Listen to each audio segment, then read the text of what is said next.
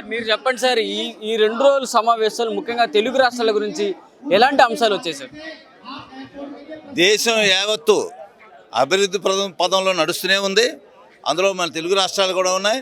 National highways ఏంటి, కిసాన్ సమ్మాన్ నిధికి ఏమి, రైతులకైతేనేమి, కర్షకులకైతేనేమి, విద్యార్థులకైతేనేమి, మహిళలకైతేనేమి దేశం అభివృద్ధి పదంలో 10 ఏళ్ళ నుంచి నడుస్తూనే ఉంది.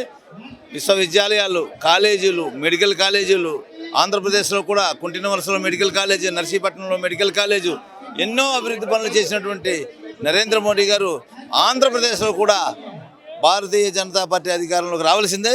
భారతీయ జనతా పార్టీ అధికారంలో ఉంటేనే మరింత అభివృద్ధి ఆంధ్రప్రదేశ్ అభివృద్ధి చెందుద్దని నా యొక్క ప్రగాఢ విశ్వాసం.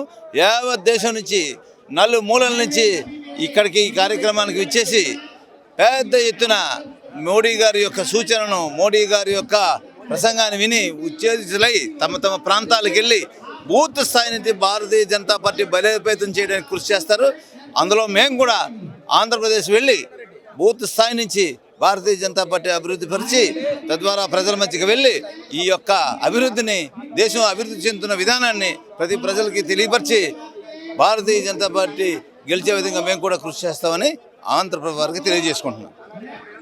ఇది ఈ 2 రోజుల సమావేశాల్లో ముఖ్యంగా బీజేపీ పైన ముఖ్యంగా టార్గెట్ అయితే చేశారు. మరి ఎన్నికలకు సంబంధించి వెళ్తున్న నేపథ్యంలో ఇక తెలుగు రాష్ట్రాల్లో కూడా మేము ప్రతి ఇంటికి వెళ్ళి మేము ప్రతి ఓటర్ని టచ్ చేస్తాం. ఈ 10 ఏళ్లలో బీజేపీ ఏవైతే సంస్కరణలు తీసుకొచ్చిందో అవన్నిటిని కూడా మరోసారి ఆ ప్రజల ముందు, ప్రతి ఓటర్ ముందు పెట్టి మోడీ చేసిన ఈ పథకాలు కావచ్చు, ఈ సంస్కరణలు కావచ్చు, అన్నింటిని కూడా మరోసారి ప్రజల దృష్టికి తీసుకెళ్లి గెలుపు దిశగా ముఖ్యంగా 400 టార్గెట్ ఏదైతే లోక్సభకు సంబంధించి పెట్టుకొని ఏదైతే బీజేపీ ముందడుగులు వేస్తుందో అందులో కూడా తెలుగు రాష్ట్రాలకు సంబంధించి ఇటు తెలంగాణలో 17 కావచ్చు, ఆంధ్రాలో 25 ఎంపీ సీట్లు కావచ్చు, ఇవన్నింటిని కూడా గెలిపించుకుంటూ 400లో మన 2 తెలుగు రాష్ట్రాల ప్రాతినిధ్యం కూడా పెంచుకుంటామంటూ కూడా తెలుగు రాష్ట్రాలకు సంబంధించిన నాయకులు అయితే చెప్తున్నారు.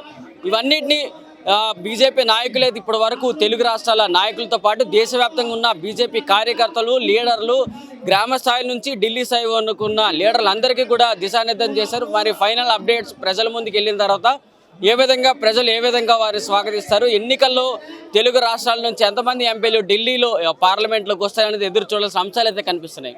వీడియో జర్నలిస్ట్ నిరంజన్తో ప్రశాంత్, ఆంధ్రప్రభ, న్యూఢిల్లీ.